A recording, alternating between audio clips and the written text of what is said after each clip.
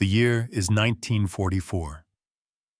The world has been plunged into the crucible of total war for half a decade, and in the vast, unforgiving expanses of the Pacific, a final, desperate act is about to unfold. Imagine a chessboard, but instead of static pieces, each square is a churning, volatile ocean, and the pawns are not just ships, but thousands upon thousands of human lives. This isn't just a battle. It's a maelstrom, a clash of titans so immense it would forever etch itself into the annals of history as the largest naval engagement ever fought. We're talking about Leyte Gulf. For months, the Allied war machine had been grinding inexorably towards the Japanese home islands. The island-hopping strategy had bypassed heavily fortified strongholds, leaving them to wither, while U.S. forces focused on strategic gains. By late 1944, the momentum was palpable. American naval power, rebuilt and vastly expanded since the dark days of Pearl Harbor, was within striking distance of the Philippines. For Japan, these islands were more than just territory. They were a vital artery, a direct link to the oil fields of the Dutch East Indies, the lifeblood of their war effort. Sever that artery, and Japan's war machine would choke. The decision of where to strike next had been a subject of intense debate among U.S. commanders. General Douglas MacArthur, a man whose personal narrative was deeply intertwined with the Philippines, pushed relentlessly for his plan. First, seize Mindanao, then Leyte, before ultimately liberating the capital, Manila.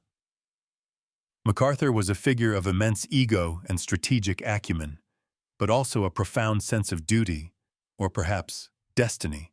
His infamous promise, "I shall return," made after his forced retreat from the Philippines in 1942, was not merely a rallying cry. It was a personal vow, a deeply felt commitment that weighed heavily on his command decisions. His return was a symbolic imperative, a restoration of honor not just for himself, but for the millions of Filipinos under Japanese occupation. The idea of bypassing the Philippines for a more direct route to Formosa or Okinawa, while strategically tempting to some, would have been a political and moral abandonment in MacArthur's eyes. He understood that the liberation of these islands would not just increase military pressure on Japan, but also strike a powerful psychological blow, proving that Allied promises were not hollow.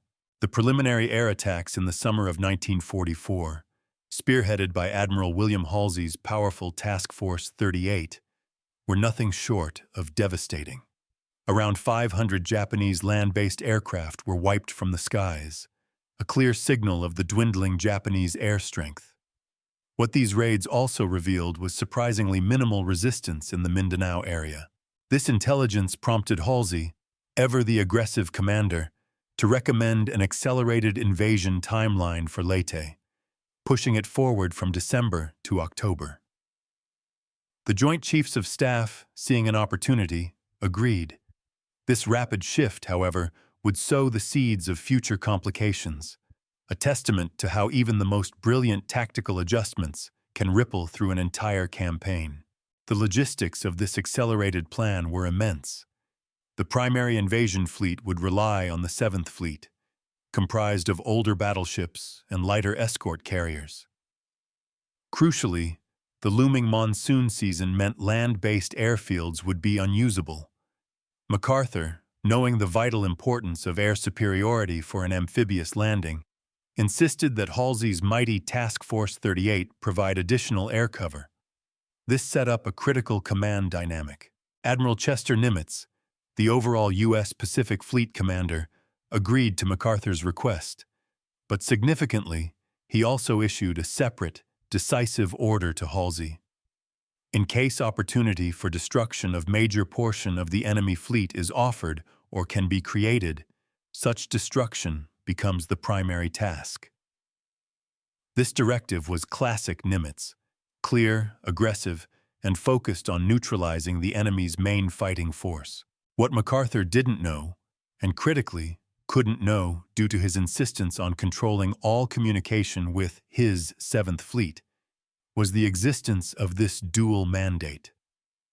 This communication barrier, born of MacArthur's rigid command style and Halsey's independent streak, would almost lead to disaster. It highlights a recurring theme in military history. Even among allies, ego and fragmented command structures can create catastrophic vulnerabilities.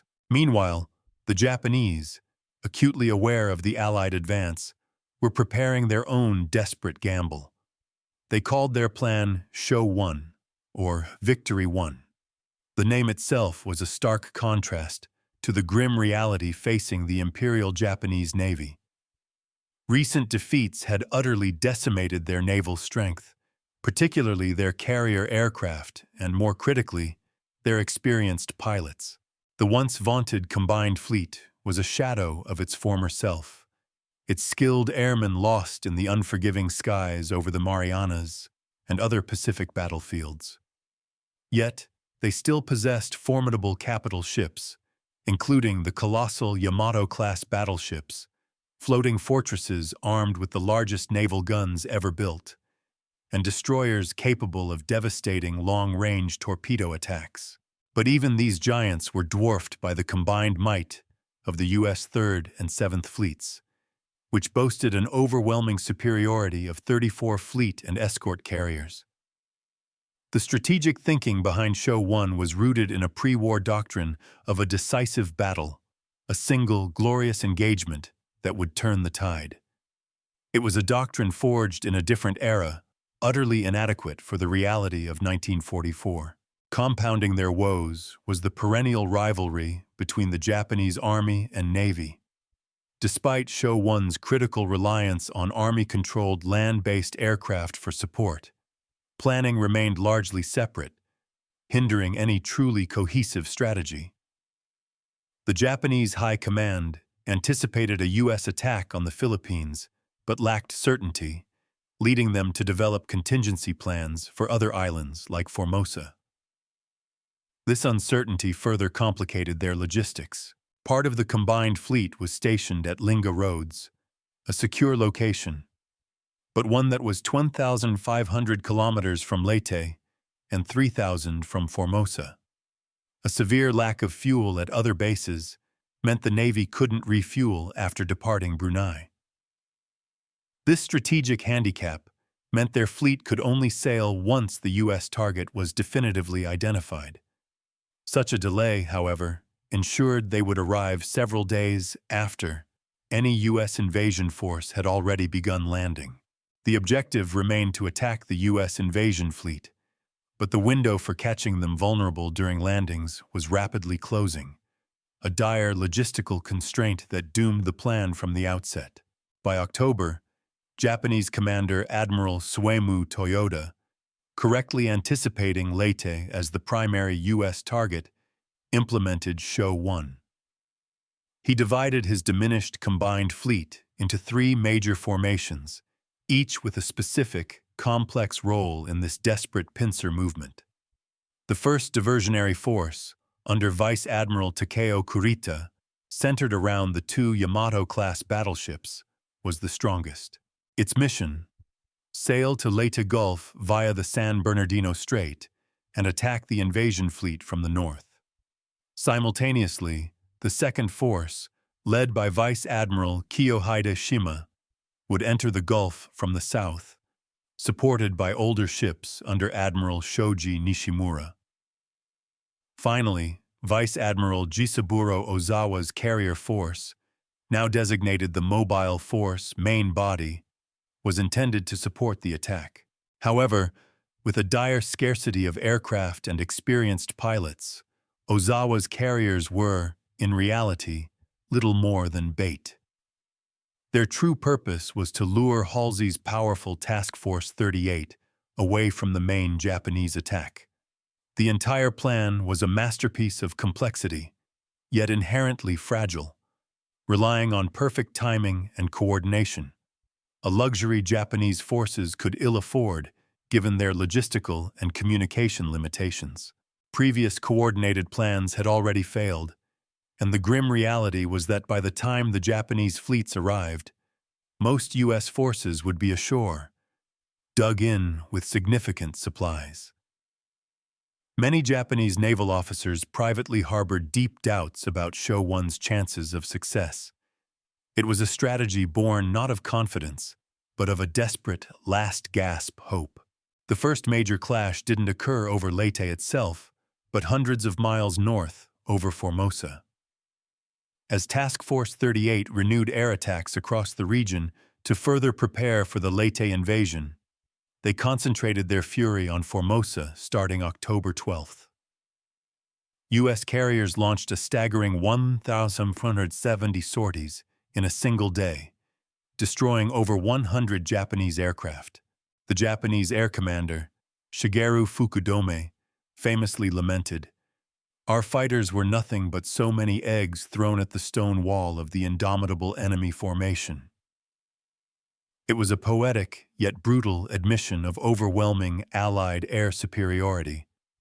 Fukudome, despite his reluctance, received orders for a decisive air battle, a phrase that, by this point in the war, had become synonymous with sacrifice.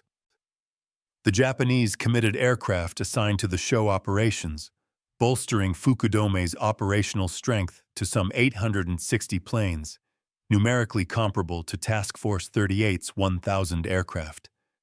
But numbers alone were meaningless without quality. Japanese pilots, ravaged by attrition, had very little experience. Only the 190 aircraft of Typhoon Force were considered well-trained, a tiny fraction against the full might of the U.S. Naval Air Arm. The Japanese command, underestimating the technological and qualitative edge of the Americans, expected their experienced pilots to break through to attack U.S. vessels, while less experienced, large mixed groups of aircraft would simply occupy U.S. fighters and anti-aircraft fire. Radar operator Mike Carney vividly described one such wave. They began to report a great many different kinds of planes. In other words, this was not a homogeneous, well-integrated tactical outfit, but it was very much a heterogeneous air mob coming up there, composed of all kinds of damn things. It was a chaotic, disorganized assault, and in the ensuing melee, the Americans shot down or chased away most Japanese aircraft with devastating efficiency. Yet even in defeat, the Japanese scored some modest successes. Their torpedoes struck and badly damaged the heavy cruisers USS Canberra and USS Houston, two powerful symbols of American naval might. These achievements, however, came at an astronomical cost. Between October 10th and 17th, Japan lost an estimated 500 aircraft to just 89 U.S. planes. This lopsided exchange, tragically, was initially misinterpreted by the Japanese, who, based on wildly exaggerated reports, believed they had sunk up to 17 U.S. ships. This fatal miscalculation would feed into their desperate optimism for Show One, reinforcing a dangerous delusion of strength. Toyota, fueled by these false reports, even ordered Shima's force to mop up the remnants. The U.S., surprisingly, played along, using the crippled cruisers as bait. Shima cautiously approached, but the lack of further remnants and an inkling of the actual situation led him to withdraw, a cautious decision that saved his ships. Almost immediately after the Formosa air battle, on October 17th, MacArthur's amphibious invasion force began its approach to Leyte. Toyota, now fully committed, activated Show One, aiming to have his forces converge on Leyte Gulf by October 24th. However, the Japanese timetable quickly unraveled. Kurita's refueling in Brunei was delayed. Vital submarines needed 48 hours to prepare, and Ozawa faced a ludicrous logistical challenge. Relocating air crews and using cranes to load aircraft onto his carriers due to his pilot's crippling lack of carrier landing experience. It was a stark reminder of Japan's desperate situation, where even basic operational readiness was compromised. Kurita's force was split, intended to execute a pincer movement on Leyte Gulf, while Shima's force sailed south from Japan to enter via the Surigao Strait. The plan, fraught with risk, was deeply unpopular among Kurita's officers.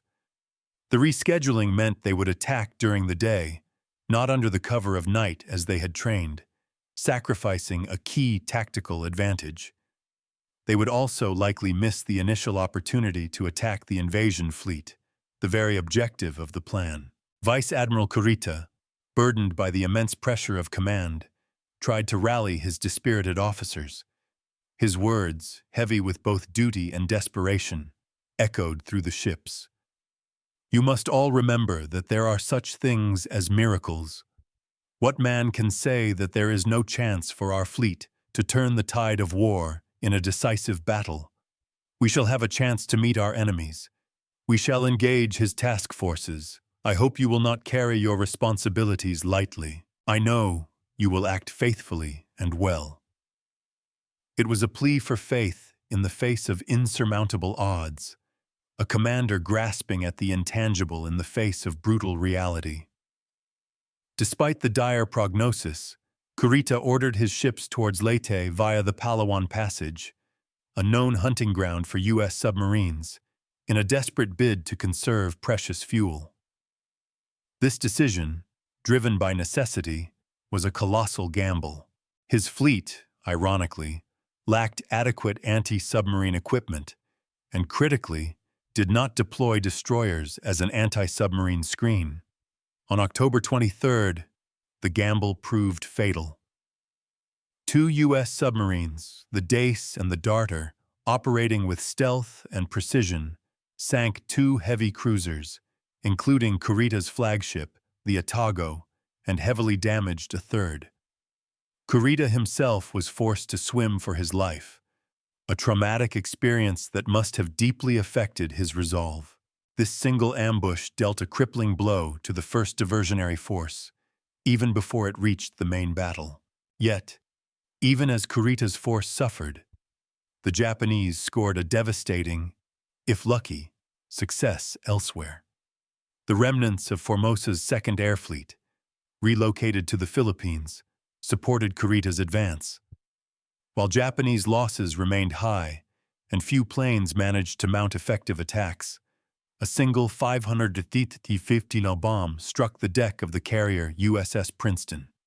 It pierced through, exploding in the hangar below, triggering catastrophic secondary explosions. As the light cruiser USS Birmingham and other ships rushed to assist, valiantly fighting the raging fires, the Princeton's torpedo magazine detonated in a cataclysmic blast.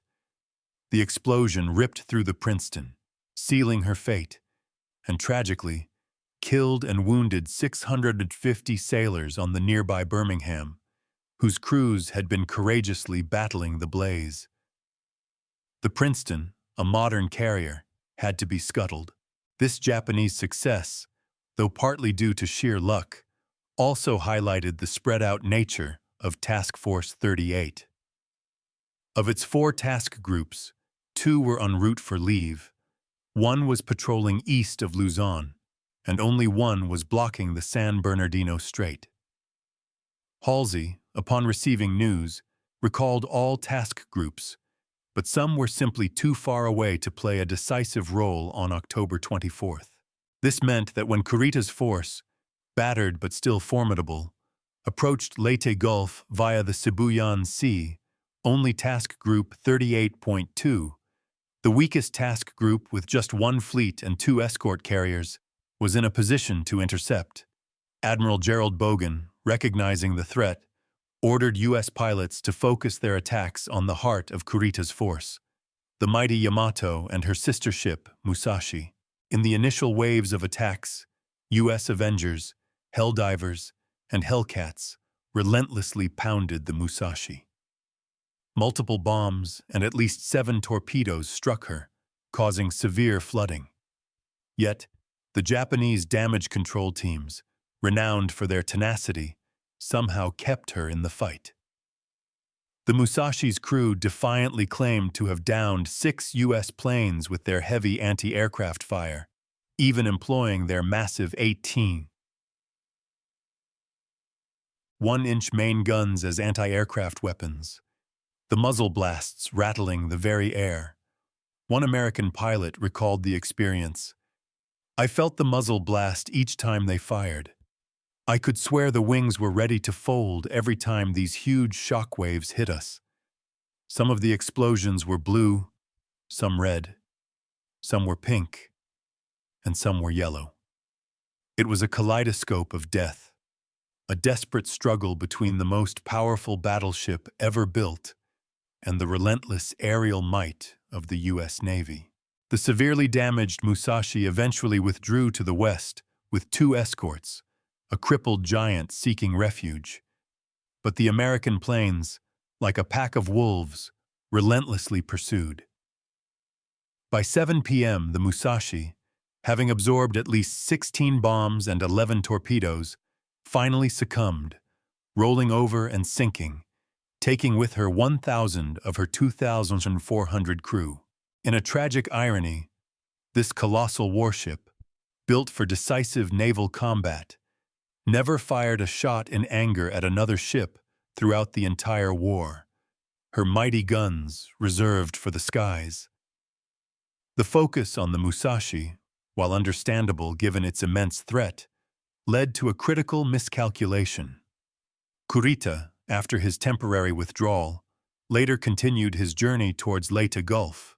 U.S. planes only observed his initial retreat, and based on exaggerated reports of damage, mistakenly believed the first diversionary force was effectively out of the fight. This false impression, fueled by the fog of war and overzealous reporting, would have dire consequences. By concentrating their attacks, the Americans left most Japanese ships largely undamaged, though one damaged heavy cruiser did withdraw. The decimated fleet was, in fact, still very much a threat. While U.S. aircraft hammered Kurita's force in the Sibuyan Sea, another, equally dramatic battle was unfolding to the south. U.S. planes spotted Nishimura's 3rd Section en route to Leyte Gulf in the afternoon, giving the 7th Fleet ample time to react. Rear Admiral Jesse B. Oldendorf, a master of naval tactics, set a trap in the Surigao Strait. It was a classic naval ambush, meticulously planned and executed. 6 battleships, 8 cruisers, up to 24 destroyers, and 40 torpedo boats waited, positioned at various distances, ready to unleash a torrent of fire on the unsuspecting Japanese force. The stage was set for a truly historic engagement. Opening U.S. torpedo attacks, launched by the nimble destroyers, sank 2 Japanese destroyers and the battleship Fuso. Then, the main event, the last battleship gunnery duel in history. U.S. firepower, guided by advanced radar and superior fire control, dominated the engagement. One Japanese sailor aboard a ship caught in the inferno described the terror. "I was receiving a terrific bombardment. There were so many near misses that the gyro compass was out. The ship was constantly trembling from force of near misses, and the wireless was out. But once again, torpedoes proved to be the most devastating weapon, inflicting the most damage on the Japanese force and finishing off the battleship Yamashiro. For a fleeting moment, it appeared Shima was coming to Nishimura's aid. But upon witnessing the one-sided carnage, he wisely decided against it, choosing to preserve his remaining ships. U.S. forces half-heartedly pursued Shima, but fortunately for them, eventually abandoned the chase. Shima's escape was a small mercy for the Japanese, preventing an even greater catastrophe. The Battle of Surigao Strait was a resounding U.S. victory, demonstrating the overwhelming power of a well-coordinated, technologically superior fleet against an outdated strategy and a numerically inferior foe. As the sun began to set on October 24th, Task Force 38 detected Ozawa's carriers to the north. Admiral Halsey, the Bull himself, faced a critical dilemma. He could continue to guard the San Bernardino Strait against Kurita's weakened force, a dangerously flawed assumption, as we know. Or he could move north to eliminate Ozawa's carriers, the primary target Nimitz had emphasized. Crucially, with the vast resources at his disposal, Halsey could have theoretically done both, detaching a battle group to guard the strait while pursuing Ozawa. However, U.S. naval doctrine at the time frowned upon fighting two major battles simultaneously, preferring concentration of force. Halsey, driven by his aggressive nature and Nimitz's directive to prioritize carriers, made his choice. He decided to move the entire task force north to catch the Japanese carriers, vessels that had previously escaped destruction at the Battle of the Philippine Sea. It was a gamble, a bold decision rooted in the belief that Kurita was no longer a significant threat. The consequences of this decision were amplified by a disastrous breakdown in communication. An overloaded radio net and a confusing chain of command meant Halsey's intentions were not clearly conveyed to all, especially not to Admiral Thomas Kinkaid of the 7th Fleet, whose surface warships were far to the south after the Surigao Strait battle. Kinkaid, operating under the assumption that Halsey's powerful battleships remained at the San Bernardino Strait, only discovered the truth too late. By this point, Kurita's force, far from being decimated, had slipped through the San Bernardino Strait under the cover of darkness and was moving south along the coast off Samar. At 6:47 a.m. on October 25th, the impossible happened. Kurita's mighty battleships, including the Yamato, suddenly spotted the lightly armored escort carriers of 7th Fleet's Taffy 3. Both fleets were equally surprised. One U.S. sailor, forever scarred by the sight, recalled, "I ran to the bridge and looked out, and I saw what looked like toothpicks on the horizon. Right across the horizon. Many, many ships."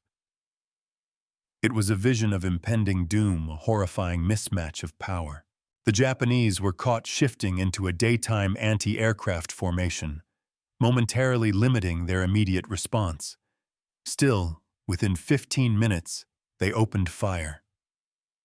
Kurita, mistakenly believing he was facing heavier American fleet carriers and eager to smash their flight decks before they could launch aircraft, rushed his attack, making it uncoordinated. This was the first time a Japanese surface ship had ever fired on a U.S. carrier in battle. Taffy 3, Commander Rear Admiral Clifton Sprague, reacted with astonishing decisiveness and bravery. He ordered his carriers to sail east, increasing their distance from Kurita, and crucially, turned them into the wind, enabling rapid aircraft launches.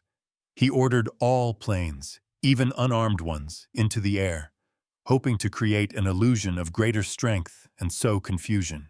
Ships began to lay thick smoke screens, their effectiveness enhanced by the morning humidity, which caused the smoke to linger low over the water. Rain squalls provided temporary, heaven-sent concealment, allowing ships fleeting moments of respite.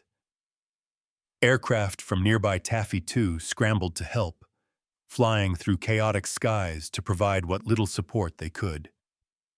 Even so, the Japanese pursuit was relentless. The Yamato's monstrous 18-inch guns opened fire from 27 kilometers away. Though she didn't score a direct hit on the carriers, near misses from her colossal projectiles caused immense damage by exploding underwater, their shockwaves twisting and shaking the smaller escort carriers. The captain of the USS White Plains vividly recalled a salvo. The vessel was shaken and twisted violently, throwing personnel in some parts of the ship from their feet and much gear to the deck from normal horizontal storage. Many Japanese shells were mixed with dye to create colorful splashes, helping their gunners correct their aim, turning the sea into a deadly, vibrant canvas. As shells began to fall uncomfortably close, Sprague issued an order of desperate, suicidal courage. He sent 3 destroyers and 4 destroyer escorts to charge the Japanese behemoths. These U.S. destroyers were completely outmatched, armed with guns that were little more than pea shooters against battleship armor, and torpedoes that were often unreliable. Yet, they charged. The attack scored a torpedo hit on a Japanese cruiser, knocking it out of the battle. Other torpedoes missed, but the sheer audacity of the charge, the ferocity of their closing speed, caused the Japanese to waver, to adjust their formations, to lose precious minutes. But the cost was horrific. The Yamato's smaller shells hit the USSJohnston 3 times before the American ship, miraculously, managed to hide in a rain squall. The USS Hoel, however, absorbed up to 23 direct hits and sank with most of her crew, a testament to their valor. As Kurita sent forward his own destroyers, the USSJohnston, damaged but defiant, attacked again, forcing the Japanese destroyers to launch their torpedoes from an unfavorable position, scoring no hits. However, Japanese fire now focused on the Johnston, which soon succumbed, sinking with immense loss of life. Tadashi Okuno, aboard one of the Japanese destroyers, recounted a poignant, harrowing moment. Men were floating on the water's surface or sinking beneath it, while half-naked crew members jammed themselves into lifeboats and rowed away, escaping.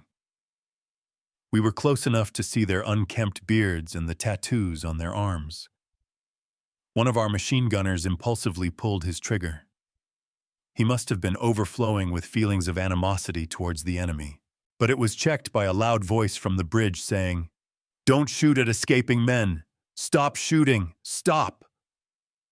It was a fleeting but powerful glimpse of the shared humanity that could sometimes pierce through the brutal animosity of war.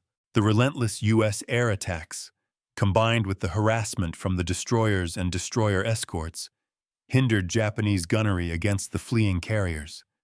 Even when Japanese shells did hit, the U.S. escort carriers were so lightly armored that armor-piercing shells sometimes passed clean through without exploding, a strange blessing in disguise. Still, the carriers took damage. The Yamato indirectly hit the USS Gambier Bay, forcing it to fall behind and take fire from other Japanese ships until it eventually capsized and sank. But the Japanese also lost ships. Even with improvised attacks and minimal coordination, U.S. pilots remained a major distraction, contributing to the sinking of 3 Japanese cruisers and damaging many more.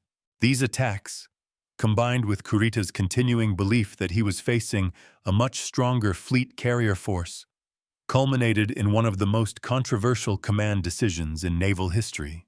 Just as damage was mounting against Taffy 3, Kurita, inexplicably, called off the pursuit and withdrew through the San Bernardino Strait. The exact reasons for Kurita's withdrawal remain hotly debated by historians. He would later offer various justifications: mental fatigue after days of intense combat and submarine attacks, fear of overwhelming air attack from Halsey's supposedly nearby carriers, critical fuel concerns, and the disheartening awareness that the only U.S. targets left in the Gulf were likely to be empty transports, hardly worth the loss of his remaining capital ships. Some Japanese officers, like Rear Admiral Tomiji Koyanagi, argued that Kurita ultimately wanted to go down fighting gloriously against U.S. warships, not attacking defenseless transports. Koyanagi articulated a profound sense of warrior ethos. Under these circumstances, it was presumed that if our force did succeed in entering Leyte Gulf, we would find that transport had already withdrawn, and any success we might achieve would be very minor at best. We were prepared to fight to the last man, but we wanted to die gloriously. We were convinced that several enemy carrier groups were disposed nearby, and that we were surrounded. Our shore-based air force had been rather inactive, but if they could only strike a successful blow, we might still achieve a decisive fleet engagement, and even if we were destroyed in such a battle, death would be glorious. It was a plea for a meaningful end, a final honorable act in a war that had become a slow, agonizing defeat. Kurita was, crucially, unaware that Ozawa had successfully lured Task Force 38 away. Even if Kurita had stormed the Gulf, stronger U.S. forces could have eventually responded. But for that moment, Taffy 3 was left miraculously spared. The decision, born of complex factors, saved Taffy 3, but also allowed the Japanese Navy's most powerful remaining surface fleet to escape annihilation. Taffy 3, however, was not yet safe. Shortly after Kurita's withdrawal, a new, terrifying wave of attacks descended upon the carriers, Kamikazes. This desperate Japanese tactic, a stark illustration of their rapidly deteriorating war situation, first emerged in the battles for the Philippines. To understand its profound impact, we need to delve deeper into its origins and evolution. While individual pilots on all sides had, throughout the war, spontaneously attempted to ram their damaged aircraft into enemy ships as a last act of defiance, Lieutenant Masayoshi Nakagawa's attempt on the USS Lexington in 1942 being an early Japanese example. By October 1944, this desperate act had been formalized. Japan began to adopt suicide attacks as a standardized tactic in both the Army and Navy air services.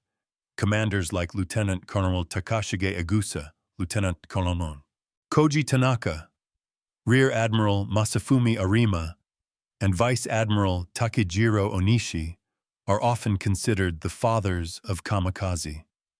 In a chilling premonition, Arima himself reportedly died on October 15th after trying to ram his plane into the USS Franklin. Onishi, initially opposed to such tactics, seized upon Arima's action to begin ordering Japanese squadrons in the Philippines to commit suicide attacks. The rationale was a brutally cold, cost-benefit analysis. Japanese air units in the Philippines were under intense pressure, facing inevitable annihilation. Onishi frankly explained to his pilots that they were going to die soon anyway. Kamikaze attacks, he argued, offered them a chance to inflict maximum damage before their inevitable demise. It was a terrifying ultimatum, but one born of utter desperation. The kamikaze attacks initially shocked the Allies during the Philippines campaign, their sheer audacity and ferocity unlike anything they had encountered. One Allied calculation from this early period suggested kamikaze attacks had a 10 times better chance of scoring a hit than conventional air attacks. They sank or damaged around 40 ships in the area, hitting 7 carriers, including the USS St. Lo, which was tragically sunk shortly after Kurita's withdrawal. A cruel twist of fate for the men of Taffy 3. October 1944 was merely the beginning. The early successes at Leyte Gulf prompted a drastic expansion of the kamikaze program as Japan continued to lose ground against Allied forces. Imperial Special Attack Units for suicide attacks were formally constituted, though not every kamikaze pilot was part of such a unit. Between 1944 and 1945, Japan increased the number of identified suicide attacks by an astonishing 60%. As the Allies closed in on Okinawa in April and May 1945, Japan flew more kamikaze attacks than in the entire preceding 6 months, a truly desperate outpouring of sacrifice. However, despite this exponential increase in attacks, the number of hits achieved remained roughly the same, indicating a significant drop in effectiveness. The Allies, ever adaptable, quickly developed countermeasures. One of the most famous was the VT, or Variable Time Fuse. Its name was a security cover for a revolutionary piece of technology. Unlike typical time-delayed fuses that exploded into those famous black puffs along a bomber's path, the VT fuse contained a small proximity sensor. By transmitting a signal and receiving a return, the shell could sense if a plane was close and explode at the optimal point for maximum fragmentation, effectively creating a cloud of deadly shrapnel around the target. This innovation was a game-changer.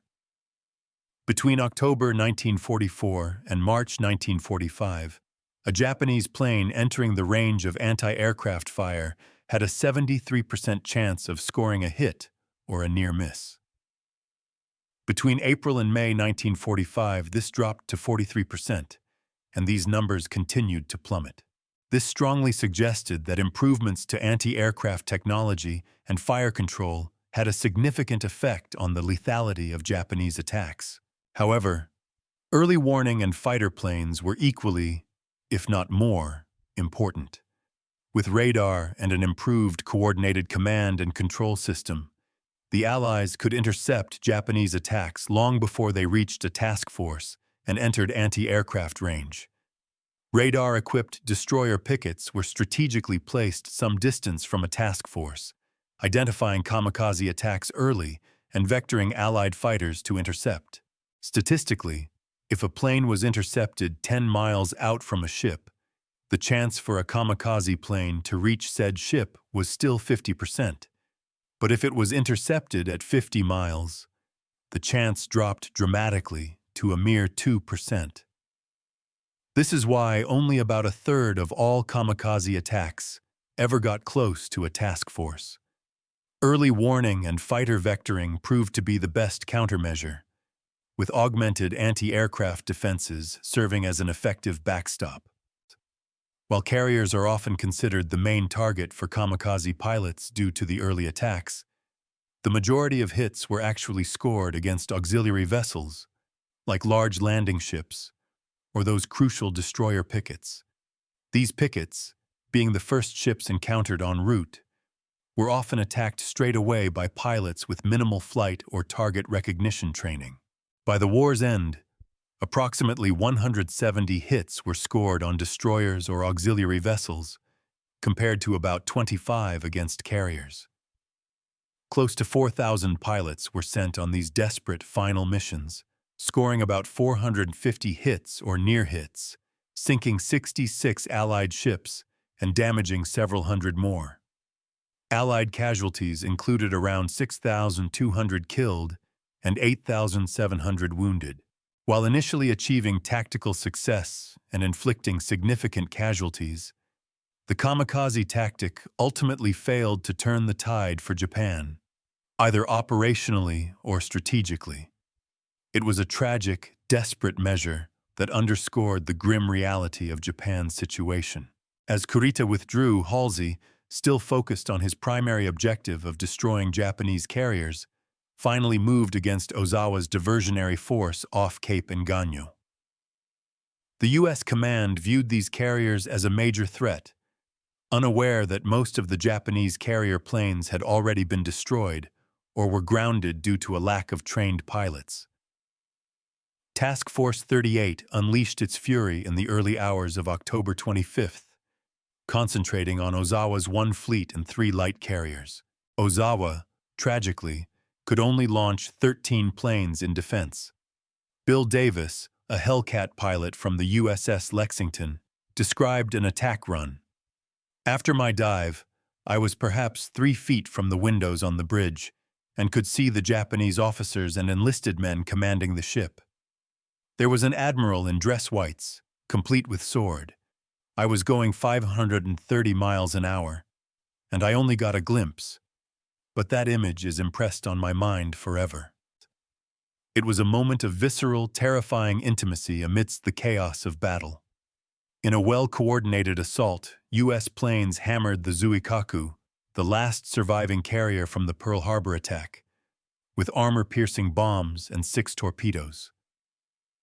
Listing 21 degrees, her crew assembled on the flight deck, where the captain gave a final address, and the ensign was lowered.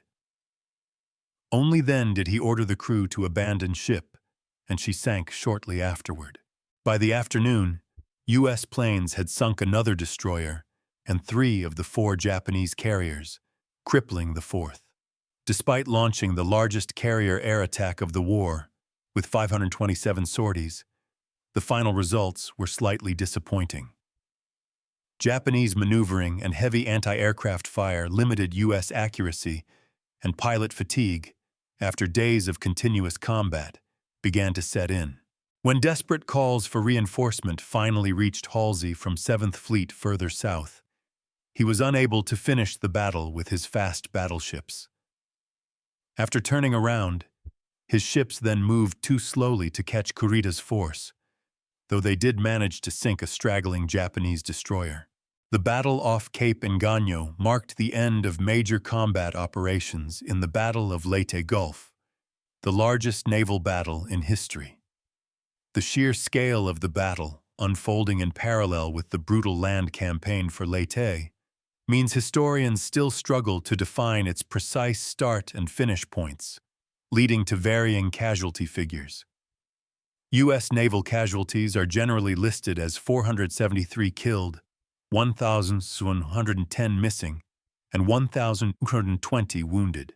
These numbers tragically do not include an additional 1,050 American POWs killed when a U.S. submarine inadvertently sank the Japanese prisoner ship Arasan Maru on October 24th.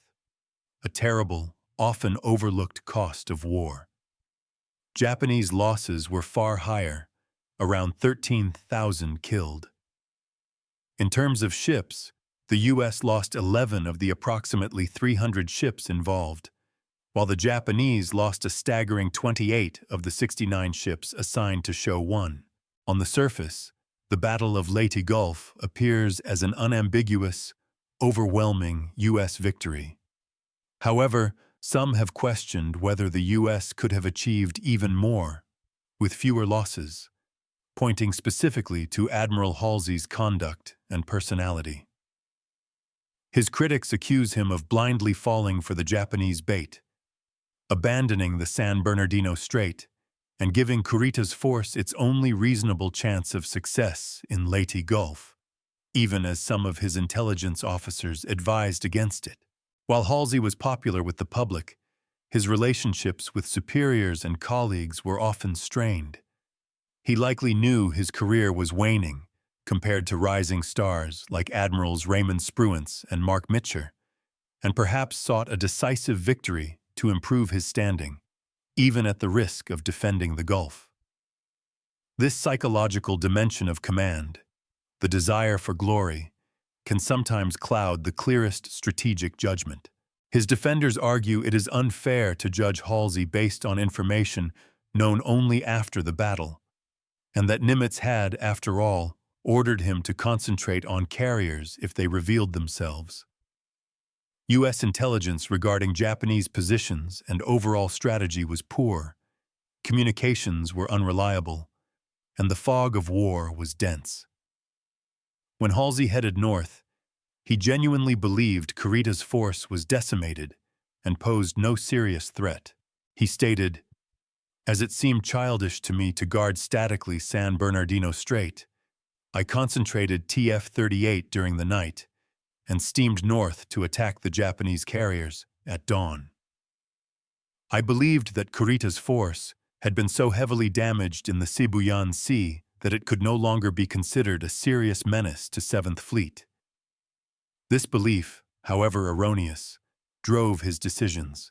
The entire U.S. force also struggled with a convoluted and fragmented command structure, a consequence of coordinating two previously separate commands, Nimitz's Pacific Ocean areas and MacArthur's Southwest Pacific area, and managing the significant egos of commanders like MacArthur and Halsey. This lack of a single, unified chain of command, particularly at critical junctions, nearly proved disastrous. Even with these complexities and controversies, the Battle of Leyte Gulf was, without question, a clear U.S. victory. Japanese commanders like Admiral Ugaki admitted as much. The enemy cleaned up the sea thoroughly, leaving nothing, with the feeling of a victor disposing of the remnant of the defeated enemy. We also had times like that some time ago. The defeat came as no surprise to many Japanese naval officers. Confidence in Show 1 was low even before the battle, and historians have since argued the Japanese strategy had no real chance of success, even if everything had gone perfectly according to plan. Some commanders attempted to frame the battle as a glorious, honorable death. The plea, "Please give the combined fleet the chance to bloom as flowers of death. This is the Navy's earnest request," reflects a profound, tragic embrace of self-sacrifice. But even this grim goal was almost impossible. The Japanese fleets departed so late, there was no real chance of catching the U.S. invasion armada during the crucial landing phase. At best, Japanese commanders could hope for empty transports or obsolete invasion escort vessels, hardly worth the annihilation of the Imperial Japanese Navy's last major fighting force. The idea of a decisive battle against the U.S. was a dangerous leftover of pre-war thinking, ignoring the vast, insurmountable disparity in strength, especially naval air power. Kurita may have had a chance to attack into the Gulf following his engagement with Taffy III, but he ultimately lacked any means to truly influence the battle on land, which was Show One's primary objective. Still, defeat at sea did not automatically lead to the immediate fall of the Philippines. As the naval battle raged, so too did MacArthur's land campaign, a long, bitter, and costly fight to finally fulfill his 1942 promise. The liberation of the Philippines from Japanese control would prove to be one of the bloodiest campaigns of the Pacific War, a grinding, brutal struggle for every island and every village. As the Americans inexorably inched closer to the Japanese main islands, the Allies in Europe were simultaneously closing in on Nazi Germany. In early 1945, the US, Britain, and France were poised to cross the Rhine River, and the Soviets stood at the banks of the Oder River, ready to strike at Berlin. The global conflict was reaching its ferocious climax. The Battle of Leyte Gulf offers profound lessons that resonate far beyond the confines of naval warfare. Firstly, it underscores the critical importance of clear communication and a unified command structure. The near disaster at Samar was a direct consequence of fragmented command and misunderstood orders. In any complex operation, whether military or civilian, ambiguity at the top can lead to catastrophic failures at the front line. Secondly, the battle highlights the constant interplay between dogged courage and technological superiority. The desperate, suicidal charges of the U.S. destroyers at Samar were acts of incredible bravery. Yet it was the superior radar, the effective VT fuse, and the overwhelming air power that ultimately decided the larger engagements. While human spirit is invaluable, it cannot always overcome fundamental disparities in technology and resources. The Japanese adherence to an outdated, decisive battle doctrine, forged in an era of dreadnoughts and pre-air power, demonstrated the futility of clinging to old strategies in the face of rapidly evolving warfare. Adaptability, both technological and doctrinal, is paramount. Thirdly, the story of Leyte Gulf is a stark reminder of the psychological pressures of command and the human cost of war. The internal struggles of Kurita, the aggressive gambles of Halsey, the desperation of the Kamikaze pilots. These are all facets of the immense mental and emotional burdens placed on individuals in times of conflict. The casualty figures, though numerical, represent thousands of individual stories of heroism, sacrifice, and unimaginable suffering. The sinking of the Arasan Maru with its American POWs is a poignant reminder that war's tragedies extend beyond the battlefield. Finally, Leyte Gulf teaches us about the power of deception and the dangers of miscalculation. Ozawa's decoy tactic, Halsey's misjudgment of Kurita's threat, the exaggerated Japanese reports from Formosa. These demonstrate how even seasoned commanders, operating with the best available intelligence, can be led astray. In an age of information overload, discerning truth from rumor and assessing the true capabilities and intentions of an adversary remains a timeless challenge. The Battle of Leyte Gulf was not just a historical event. It was a crucible that forged timeless lessons about leadership, strategy, human resilience, and the brutal, often unpredictable, realities of armed conflict. It stands as a monumental testament to the sheer scale of human endeavor and sacrifice when nations clash.